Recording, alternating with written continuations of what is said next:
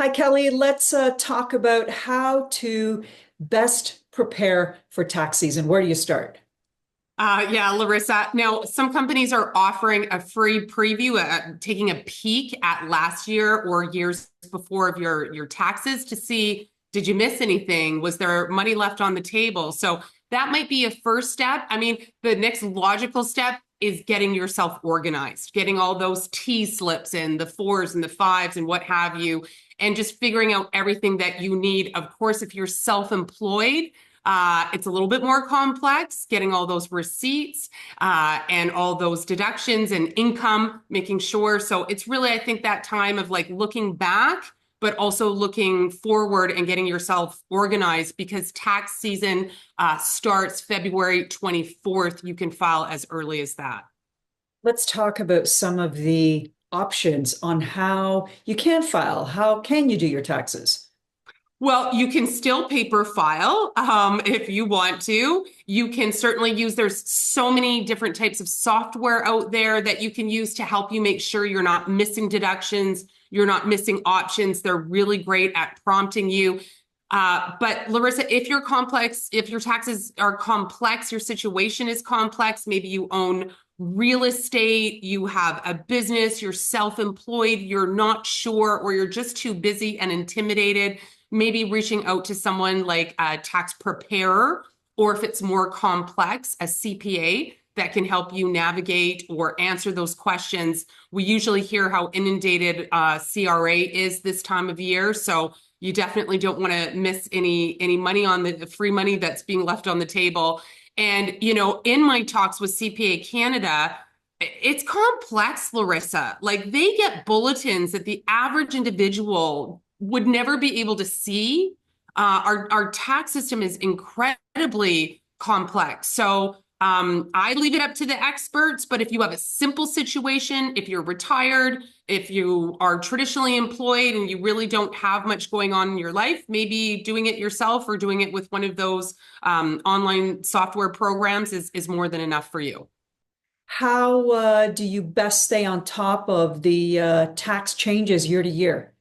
Well, absolutely. Going to CRA, going directly to their website, staying abreast of all of those changes. And as I said, it can be incredibly overwhelming if it's even there at all. So that's where maybe reaching out to someone like a CPA or a CA, someone like a tax professional that can help you navigate those complexities. Larissa, again, especially if you're a business owner, maybe you had losses from the year before, maybe you're navigating a trust with a family. All of these are very, very complex that need a professional. But again, if your situation isn't complex, maybe you can do it on your own. All kinds of savings accounts that you can maximize contributions that will help that bottom line, that tax bracket. Give us just an overview.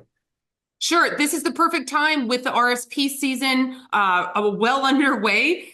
Looking at something like contributing to your registered retirement savings plan, that's going to give you a tax deduction and your money grows tax free. Maybe looking at the tax free savings account, the RESP for your children. Oh my goodness, if you have kids and you haven't looked at this, you're leaving 20% of free money on the table via the grant that the government gives you for the RESP, the first home savings account. So, we're not quite into spring across the country yet, but I think we're getting there. So this is a great time to maybe reach out to your banker, a financial planner, someone of that sort to just kind of help you navigate. Yes, it's tax time or it's coming to be, but you still have time, especially with the RSP, to affect your tax year. So reaching out to someone who can help you crunch the numbers. But lastly, don't let the tail wag the dog, Larissa. Don't run after the RSP because you get the tax deduction when maybe the TFSA was a better option because you were saving for a home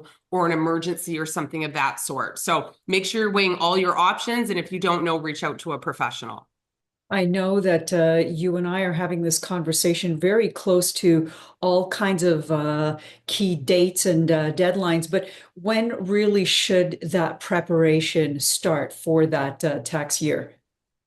Great question. If you're, again, your taxes are simple, you're retired, you're a student, something of that sort, keeping track of receipts like medical expenses if you're retired, maybe tuition slips if you're a student, right? Just where in your home or your home office or your office are you keeping all of these things? Now, if you're self-employed, Larysa, if you're a freelancer, you're part of the gig economy, this is going to get a lot more complex. You need to dedicate more time to keeping track of these receipts, to maybe getting help from a professional. What is eligible? What isn't eligible? And then very lastly is really keeping track of all of your income as well. I know that might sound weird, but if you are a freelancer and you have a lot of little gigs going on, remember, even cash, you need to declare any kind of tips, things of that sort. If you're renting out your home, however you're receiving income, it's on you to declare that, because you don't want CRA to come back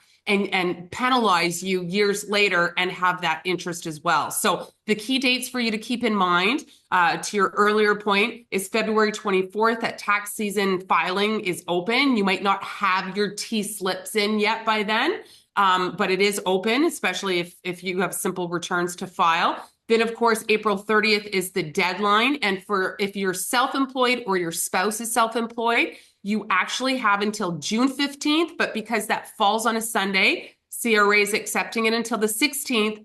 But if you owe money, then you need to pay that by April 30th, which is weird, but you need to pay it by April 30th to avoid interest if you're self-employed. Lastly, should you then be thinking about setting money aside for taxes, or is it putting the horse in front of the cart? Should you even be going there?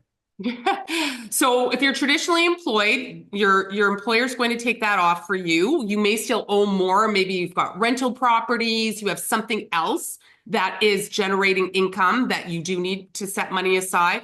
But yeah, this is the biggest mistake of the self-employed, the small business owner, the freelance gig economy, is not putting that money away. And I have to tell you, years ago, when I opened up my first business banking account, they were adamant to open a second account. They said, it's no fee. We're not doing it to make money on you, but open up a separate account every single time you get paid from a client. Make sure you're putting money aside to pay your taxes. So very hard, especially because so many people are in financial straits right now, Larysa. That's probably why they have these side gigs, but you don't want to have that interest and penalty hit, but because you didn't have enough at tax time.